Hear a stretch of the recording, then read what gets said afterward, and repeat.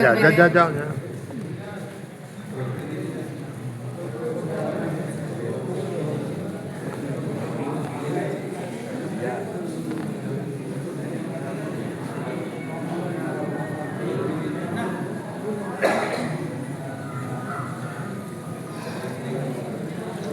नमस्कार साथियों, मुस्कुराइए कि आज हम सब साहित्यिक नगरी पूर्णिया में हैं।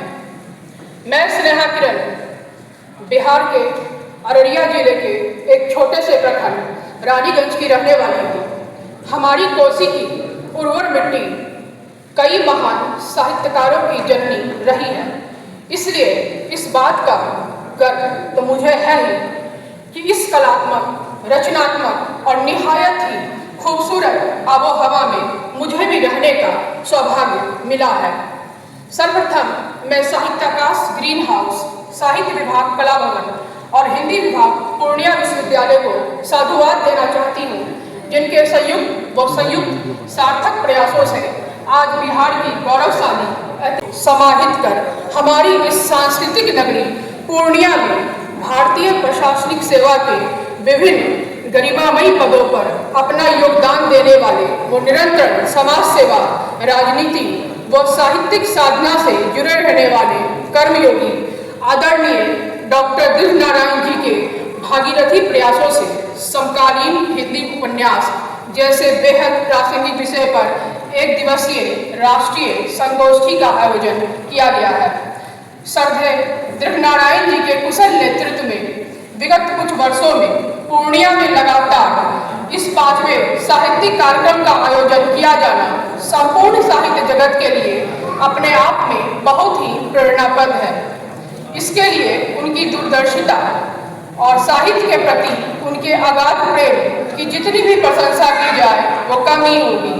समय समय पर इस तरह के साहित्यिक कार्यक्रमों की रूपरेखा तैयार करना वो लगातार साहित्य सृजन को बाजारवाद से बचाते हुए लेकर चलना आदरणीय दृढ़नारायण जी का यह कदम बहुत ही काबिले तारीफ है और मैं इसकी मुक्त कंठ से सराहना करती हूँ।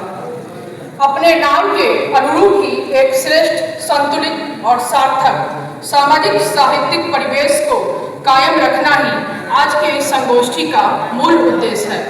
साहित्य व संस्कृति की जीवंतता को अक्षुण्ण बनाए रखने में अपना योगदान देने हेतु इस खराब मौसम के बावजूद स्थानीय व दूर दराज के क्षेत्रों से आए हुए सभी अतिथियों का मैं हार्दिक अभिनंदन करती हूँ।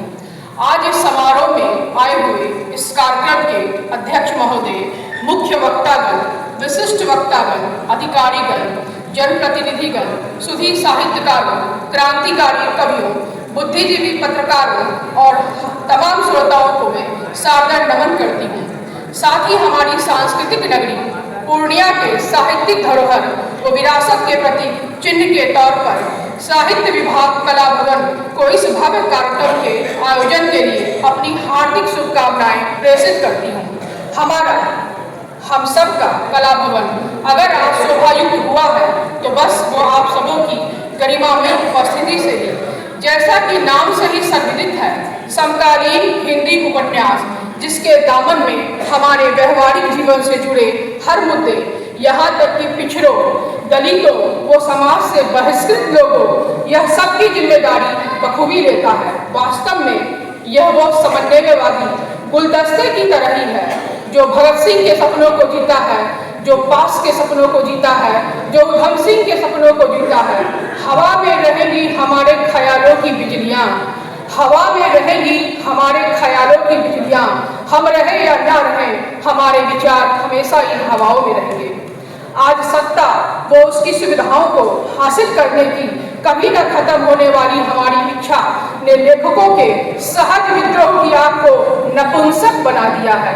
वैसे भी जिन्हें बहुत पहले ही विद्रोही हो जाना था वे तो मौन हो गए, और जिनके मौन रहने में देश का भला था उनके हाथ में आज सोशल मीडिया की वो तथाकथित डराने वाली तलवार है। असली मुद्दों का खून और नितांत वाहियात मुद्दों का बातों का मुद्दा बना देने के इस दौर में एक दिवसीय राष्ट्रीय संगोष्ठी की महत्ता बहुत अधिक बढ़ जाती है।